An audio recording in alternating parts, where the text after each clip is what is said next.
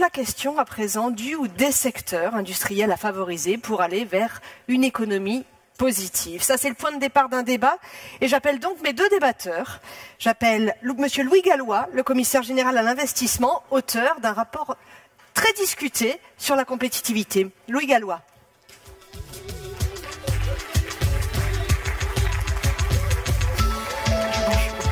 Je vous mets tout au bout. Et Madame Geneviève Boucher, docteur en sciences des organisations, spécialiste du management de l'innovation et de son financement. Geneviève Boucher. La question qui nous occupe, la question de ce matin, si vous voulez bien, c'est la réindustrialisation est-elle nécessaire? La réindustrialisation est-elle nécessaire? Quelle industrie voulons-nous dans cette nouvelle économie? Geneviève Boucher, on va démarrer avec vous.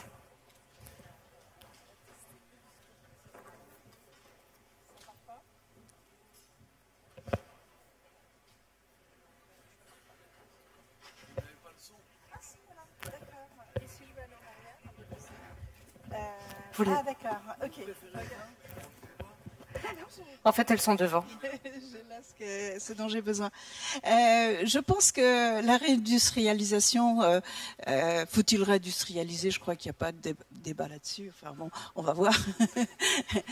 Moi, je vais plutôt vous dire, essayons de nous poser la question de quelle industrialisation nous voulons et pour quel contexte. L'industrie, c'est le 19e siècle. Elle se développe parce que des décideurs, essentiellement des financiers, ont fini par se dire que la technologie pourrait être plus profitable que les guerres menées par les rois. Et donc, je crois qu'ils ont réussi parce que notre forme de pensée est complètement imprimée par les contraintes de l'industrie, et on va le voir un petit peu plus loin. Pour mobiliser toutes les énergies, à l'époque, ils avaient lancé un slogan qui était « le bien-être pour tous grâce au progrès technique ». Mais les jeunes, le bien-être... ils prennent ça pour acquis. Hein. Ce qu'ils veulent, c'est s'épanouir. D'ailleurs, ils n'hésitent pas à aller s'installer dans les pays qui vont être les plus prometteurs pour eux, en termes d'épanouissement, pour eux et pour leurs enfants. Et donc, les nations, maintenant, se retrouvent avec une forme de compétitivité un petit peu nouvelle qu'on appelle l'attractivité. Les jeunes, alors les générations montantes, hein, quand je dis les jeunes, c'est assez vaste. Hein. Ils ont un comportement de consommateur qui est très différent. Ils veulent plus posséder tout et n'importe quoi. Ils veulent pouvoir disposer de ce dont ils ont besoin au moment où ils en ont besoin. Et cette façon de consommer va avoir un impact considérable sur l'industrie telle que nous l'avons développée jusqu'à maintenant. Je vous laisse imaginer ce que c'est l'industrie de Bosch avec ses perceuses. Hein, si au lieu de mettre une perceuse dans chaque ménage, on met des perceuses à louer, c'est plus les mêmes perceuses et c'est plus les mêmes volumes. Il y a un autre changement qui va jouer un rôle extrêmement important. C'est que avec la mondialisation, nous allons connaître une phase nouvelle de la mondialisation où seules les matières premières et les produits d'exception vont être échangés. Donc, produits d'exception, il faut des talents et beaucoup de savoir. La guerre des talents est ouverte. Et d'ailleurs, l'innovation, tiens, mais ça a changé. L'innovation, elle se gère plus du tout comme elle s'est gérée au 19e siècle. Au 19e siècle, c'était les grands sujets, l'électricité, les médicaments, les engrais, etc. Au XXe siècle, ça a été plutôt la finance et le marketing. Au XXIe siècle, c'est des projets improbables qui rassemblent des disciplines qui ne savaient même pas qu'elles pouvaient se parler et elles interviennent sur des projets relativement courts avec des probabilités de succès relativement faibles, mais à elles toutes, elles finissent par faire des progrès considérables. L'Internet est un exemple tout à fait remarquable. Eh bien, actuellement, nos institutions en forme de pyramide et notre système d'entreprise également en forme de pyramide a beaucoup de mal à soutenir ce type d'innovation et ne sait pas le financer. On est en train de s'apercevoir qu'on va avoir besoin d'un tissu d'entreprise réactive et créatif.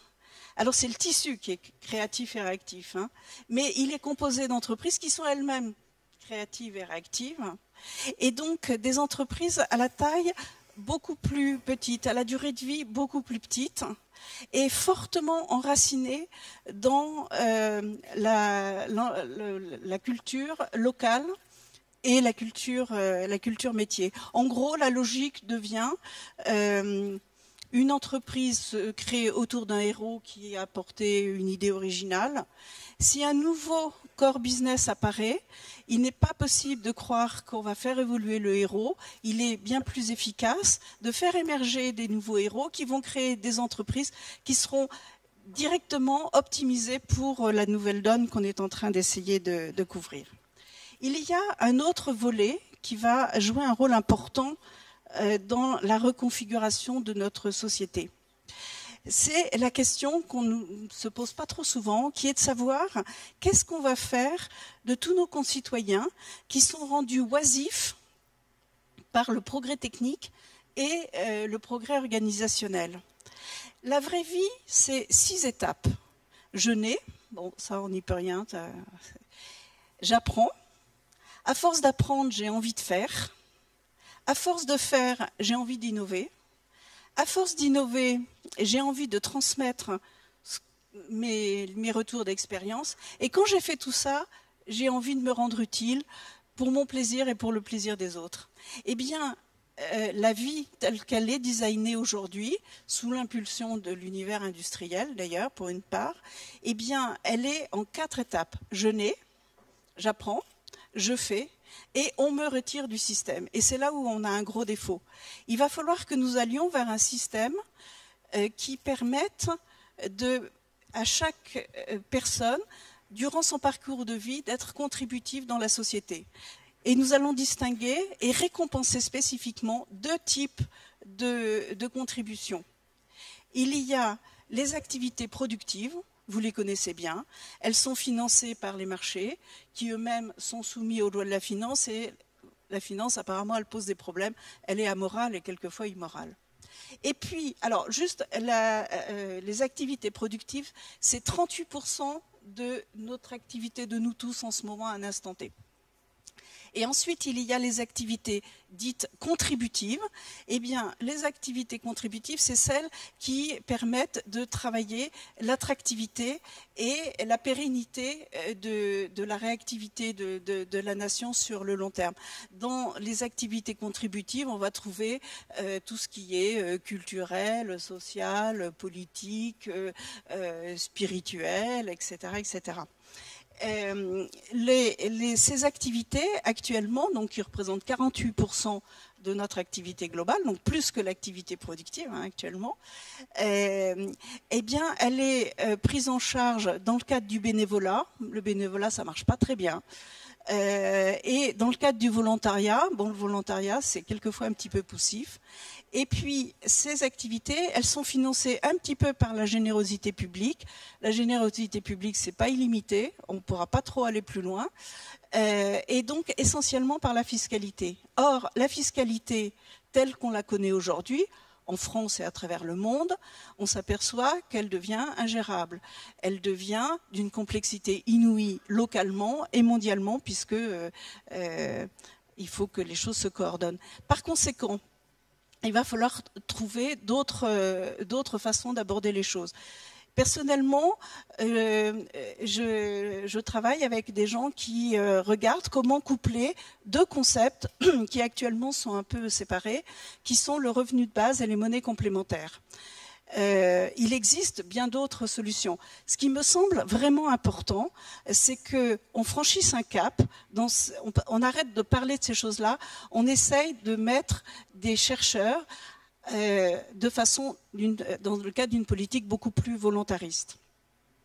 D'une façon générale, je pense que il faut que nous repensions notre façon de percevoir l'industrie, mais dans un contexte qui soit éclairé par tous ces changements extrêmement importants. Et encore, je vous ai fait qu'un tout petit assortiment. Merci. Donc, repenser l'industrie, ça c'est la vision de Geneviève Boucher. Vous avez écarté tout de suite ma question sur la réindustrialisation est-elle nécessaire? Est-ce que Louis Gallois, vous écartez tout de suite ma question sur la réindustrialisation est-elle nécessaire? Ah, non, non.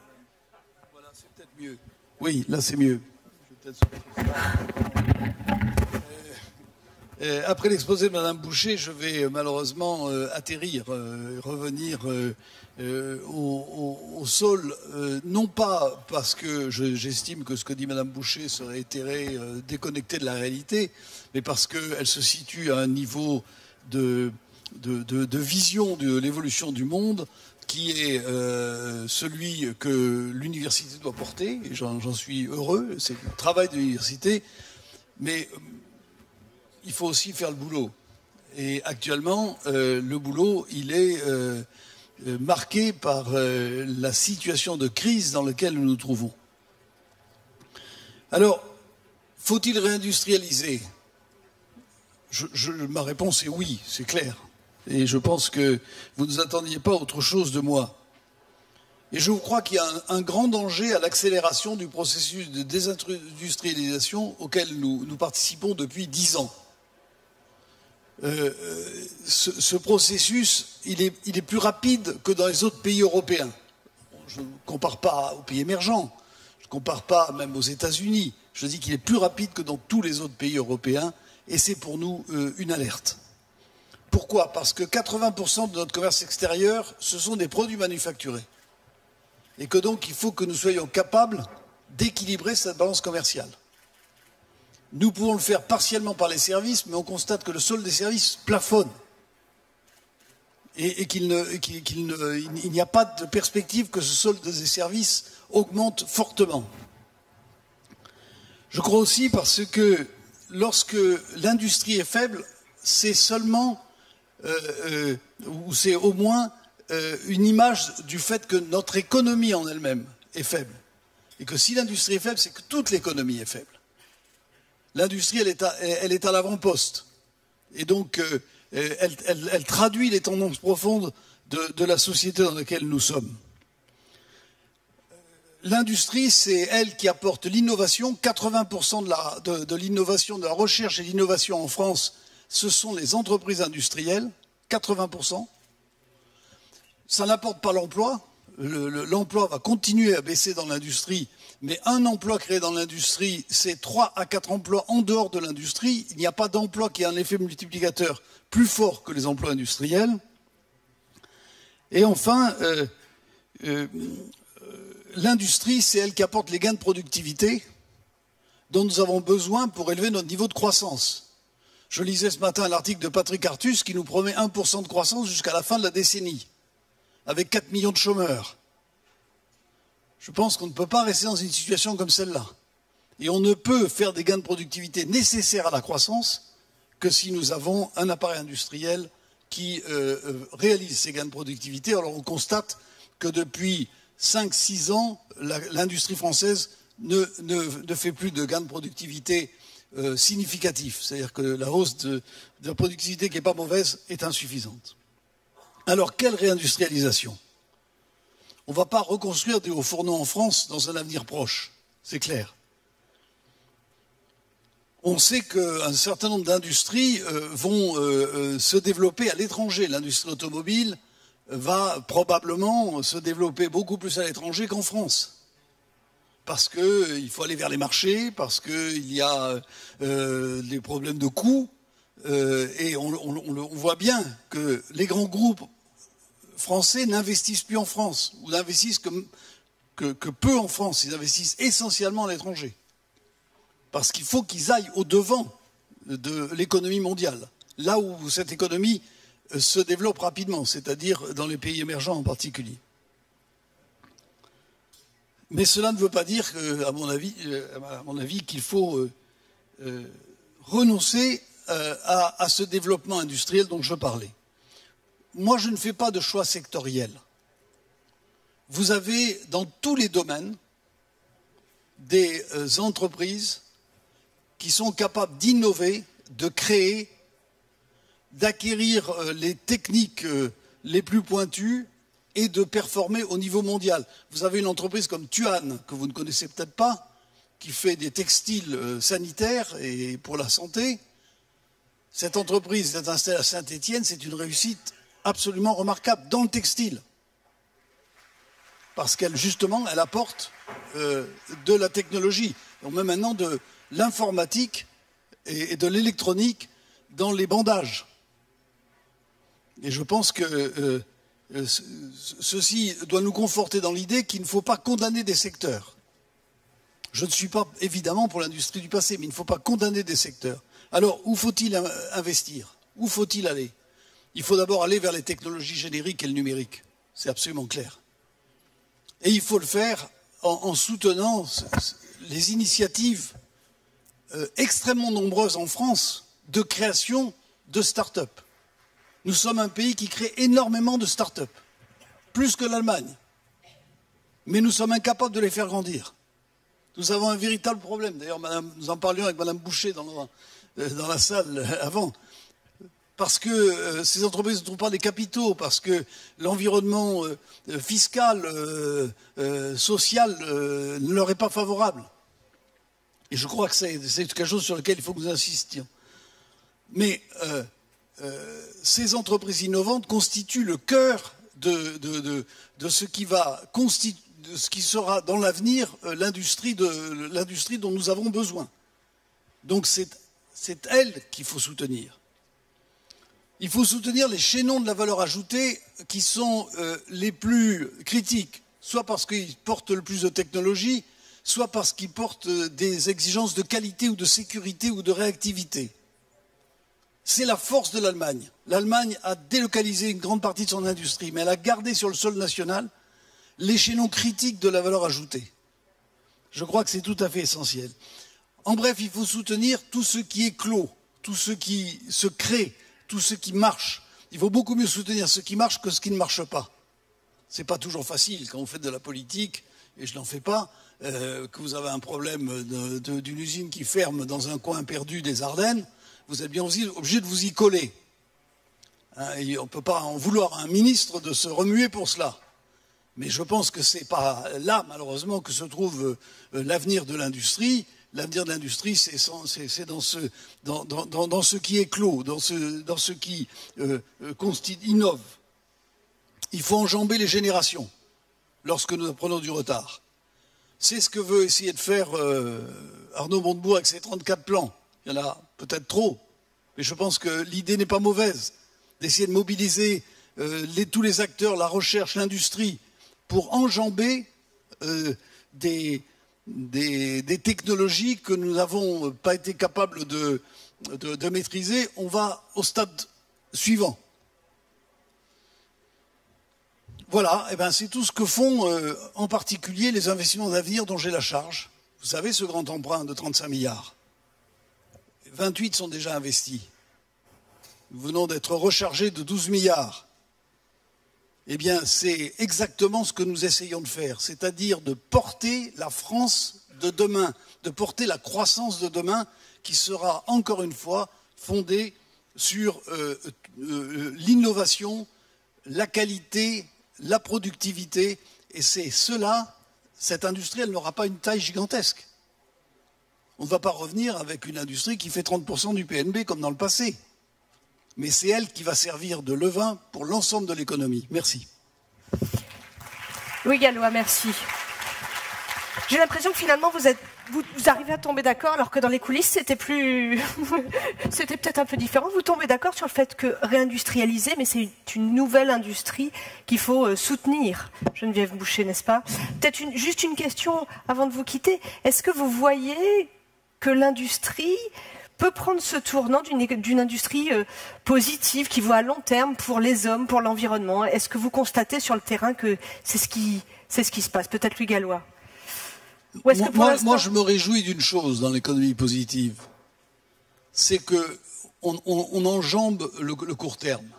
Nous sommes constamment ramenés par les marchés, par les urgences de la crise, par les médias, excusez-moi, sur le court terme. Moi, j'ai été frappé. Le gouvernement fait un programme de compétitivité le 6 novembre 2012. On peut en penser ce qu'on veut.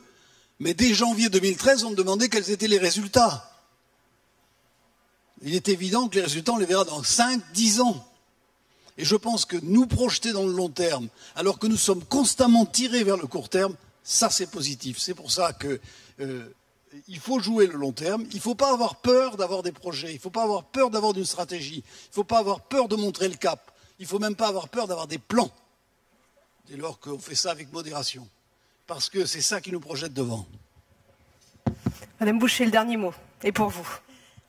Le message que j'ai essayé de faire passer, je ne sais pas si j'y suis arrivée, c'est que on sort du XXe siècle avec une culture économique et sociale excessivement imprimée de la logique industrielle, alors que tout à l'heure je vous parlais de 48% de l'activité humaine est dans les activités productives et donc pas exclusivement d'ailleurs industrielles, et 48% dans le développement du terreau qui fait notre richesse sur le long terme. Il va falloir que nous nous dotions d'instruments pour faire face à cette situation. Le système que nous avons, il a fait merveille, et je comprends qu'on ait un petit peu peur de le lâcher, il a fait merveille pour nous amener du 19e au 20e siècle. Mais là, maintenant, il s'agit de passer du 20e au 21e siècle. Il faut lancer des travaux de recherche, il faut oser, il faut pousser des modes de financement nouveaux comme le crowdfunding, on en parlait tout à l'heure, il faut pousser des instruments socio-économiques comme le revenu de base, les monnaies complémentaires, innover. Rien ne se fera sans audace. On est à un basculement sociétal, on n'est pas en crise. Geneviève Boucher, non Geneviève Boucher, Louis Gallois, merci.